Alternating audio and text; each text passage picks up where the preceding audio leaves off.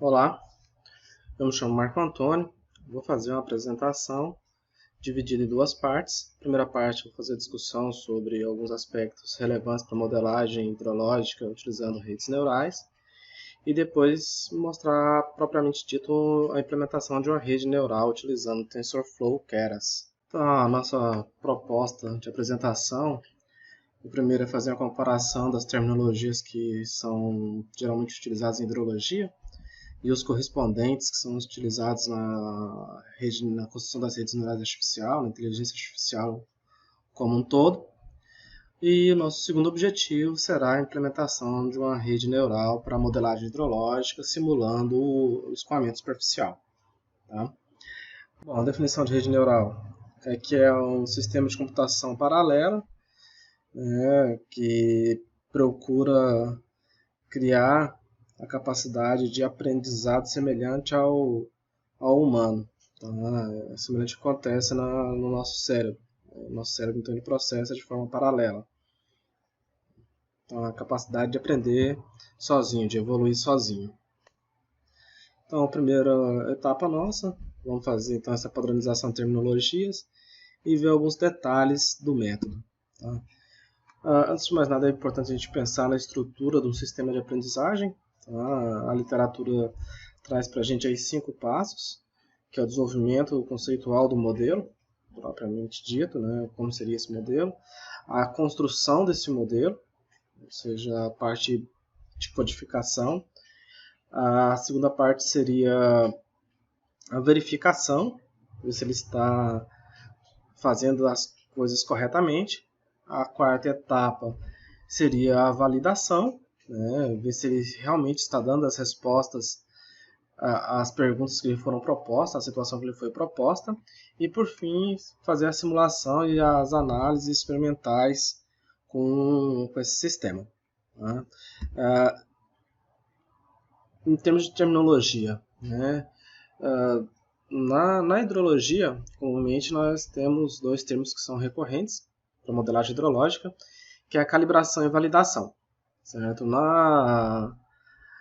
Nas redes neurais, na inteligência artificial, é um pouco diferente. Tá?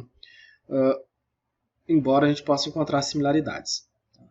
O modelo mais básico que a gente encontra é esse do split test, né? O primeiro ali, calibration and validation, que a gente tem ali então separar o conjunto de dados em duas partes, reservando uma parte para fazer a calibração e a outra para fazer a validação. Na rede neural também a gente tem essa possibilidade, tá? Que a gente separa uma parte para fazer treino, outra parte para fazer teste. Essa é a forma mais simples que existe dentro das redes neurais. Geralmente o tamanho do teste corresponde a 20 a 30% do tamanho do dataset. Tá? Uma outra forma de fazer isso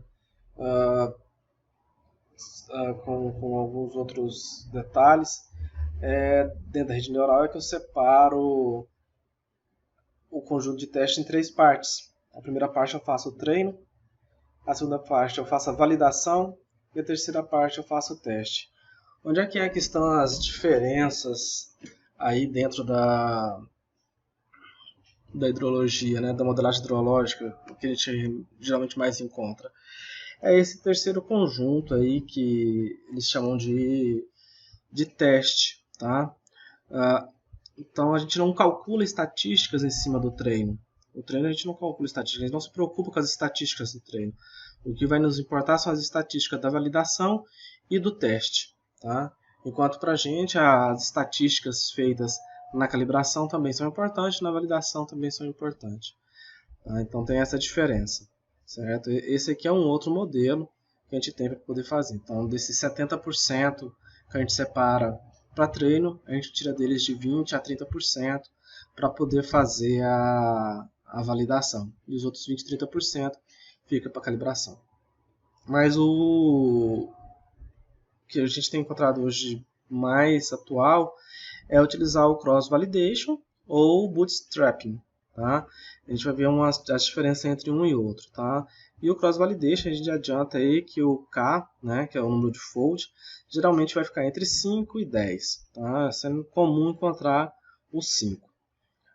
Como que funciona o cross-validation? Você pega conjunto de dados total, o dataset total, divide ele no número de floats que você quer, e aí você vai fazer a sua seleção de parâmetros, ou seleção de modelos, para posteriormente você fazer a sua calibração.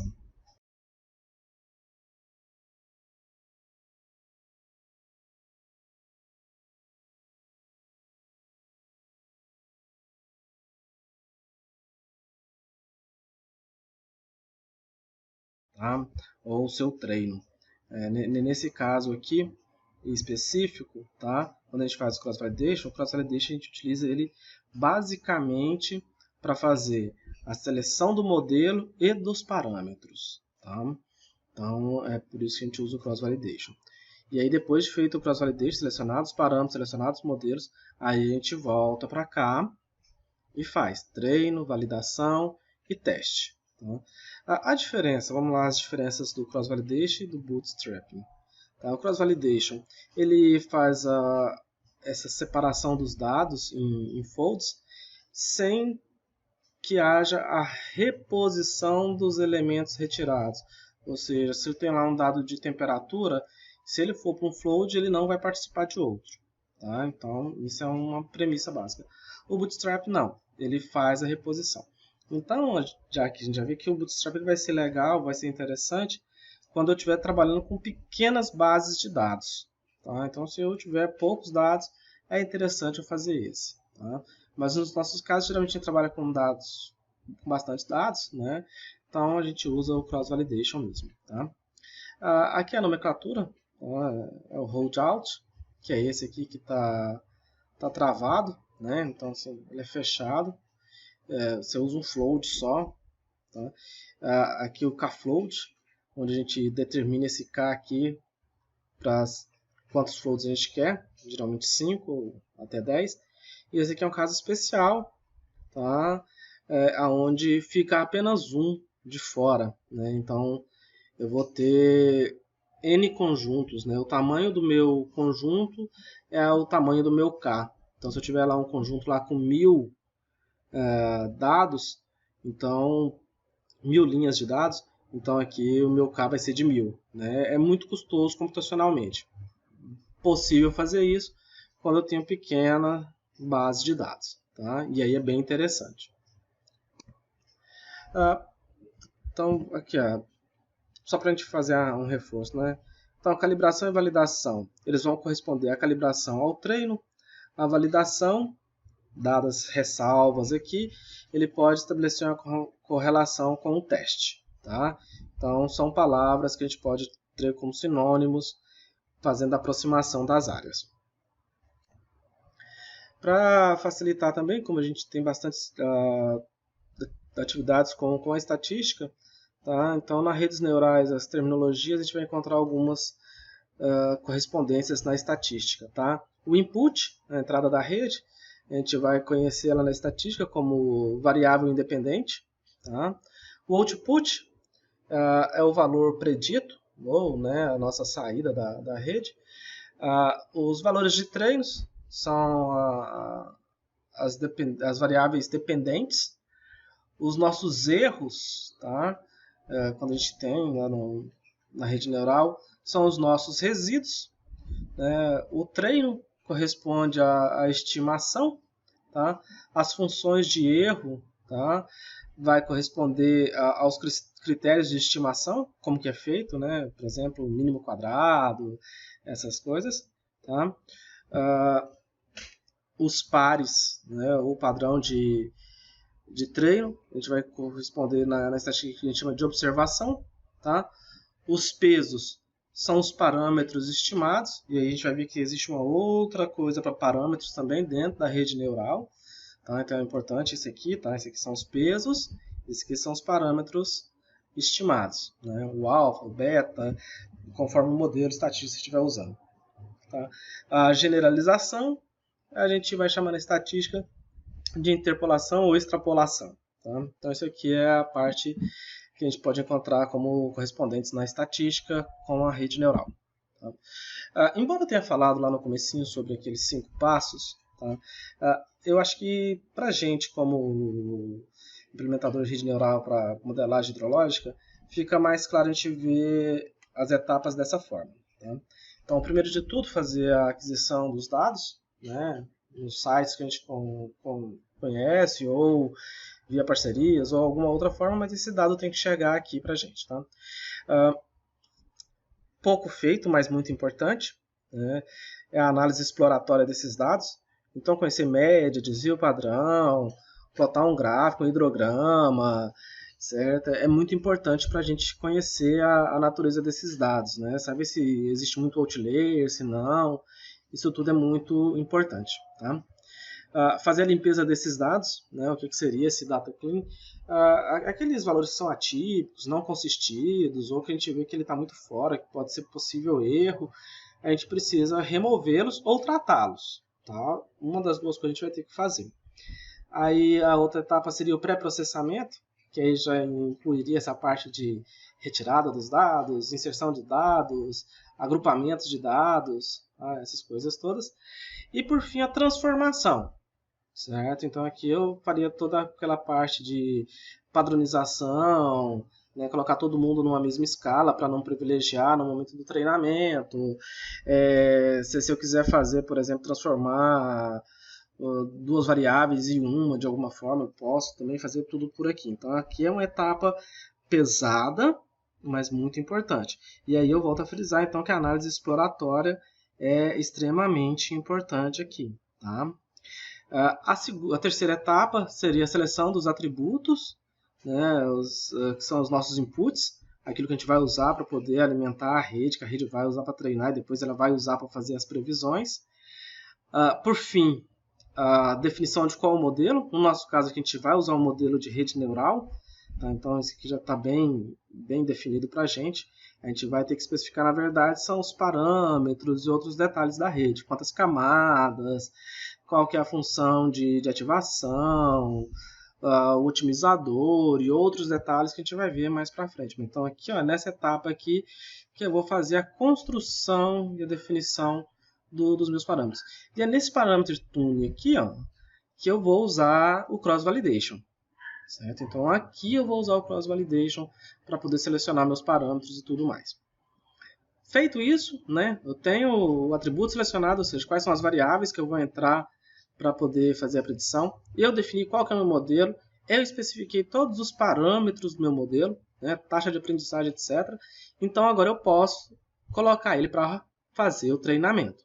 Então ele vai fazer o treinamento, treinou, ele vai ser submetido a teste, testou, ele vai ser submetido à validação. Passou nessas 3 etapas, ele pode ser colocado para a produção. Então, essa etapa aqui é a etapa em que a máquina vai trabalhar sozinha. Tá? E aqui é depois a hora que a gente vai alimentar o sistema para ele poder dar a saída. Tá? Então, se eu estiver prevendo, por exemplo, sedimentos, de acordo com minhas entradas, depois de ter feito isso aqui tudo, ele vai poder exprimir aqui para mim qual que é a saída em termos de sedimento. Tá? Então, é basicamente isso aí. Tá? Vamos ver algumas coisinhas bem importantes agora sobre os 3 termos que acho que são cruciais para funcionar a rede neural. Tá? Bom, os atributos preditivos, tá? Então aqui a gente vai usar, via de regra, os meteorológicos ou algum outro. E aí aqui cabe um destaque, a gente pode usar atributos que não são numéricos, tá? Eu posso usar atributos de classe, certo? Então, por exemplo, eu posso usar a estação do ano, certo? Se eu quiser dividir os meus dados e colocar a estação do ano, eu posso colocar. Tá? Depois a gente vai aprender a fazer isso usando uma técnica que chama One Hot Encoder, tá? Que a gente vai transformar então cada uma desses parâmetros não numéricos de uma forma que a rede consiga entender, porque a gente só vai poder dar entrada para ela na forma numérica. Tá? Então aqui são os atributos preditivos. Via de regras, os meteorológicos que a gente tem para alimentar. O outro são as classes, ou class label, tá? Que são os rótulos, né? Que é na verdade nada mais nada menos que a minha saída da rede. Se eu estiver fazendo, por exemplo, para escoamento, né, eu estou lá alimentando a minha rede com precipitação, evapotranspiração, e eu quero que ela me retorne a vazão do rio. Tá? Então, meus atributos preditivos serão a precipitação e a evapotranspiração, e a minha classe, ou meu class label, rótulo, né, ele vai ser a vazão. Tá? Então, isso aí também tem que ficar bem claro. E aí os parâmetros. Tá? Diferente do que a gente entende, tá? Lá na estatística, os parâmetros são os valores das variáveis do meu modelo que eu vou colocar para treinar. Um parâmetro, por exemplo, taxa de aprendizagem. Isso é um parâmetro. Então, ou seja, o quão rápido ou quão lento ela aprende, qual que é o passo de aprendizado dela. Tá? Número de épocas, né? Ou seja, quantas vezes o meu sistema vai rodar tentando aprender, certo? Isso também é um parâmetro, tá? E é importante para a gente. Tá? Então, basicamente, assim, os mais importantes que a gente tem para entender hoje são esses aí. Algumas referências que eu acho que podem ajudar a compreender essas terminologias, certo? Então, aqui eu tenho um artigo, embora seja de 2000, bem interessante, que ele faz uma revisão sobre o uso das redes neurais. Tá? Esse aqui, ele traz um apanhado sobre aprendizado de máquina de forma mais genérica. Tá? Esse aqui ele traz um glossário básico, você pode ver que também é de 99, mas ele vai trazer bastante coisa sobre a terminologia para redes neurais. Certo? E aqui, esse artigo especificamente, bem recente, ele fala sobre os métodos do cross-validation. Tá? Isso aqui é importante. Eu acredito hoje que tem duas etapas que são essenciais para a construção de redes neurais. Tá? A primeira é fazer a análise preliminar dos dados, explorar eles ao máximo com a estatística básica mesmo, tá? Fazer a visualização de dados, essas coisas, e depois é o cross-validation, para a gente poder conseguir identificar o modelo que melhor atende às nossas necessidades. Tá? Então, na próxima etapa, eu vou preparar para a gente fazer a implementação de uma rede neural artificial usando o TensorFlow Keras através do Python. Certo? Tá bom, obrigado, tchau, tchau.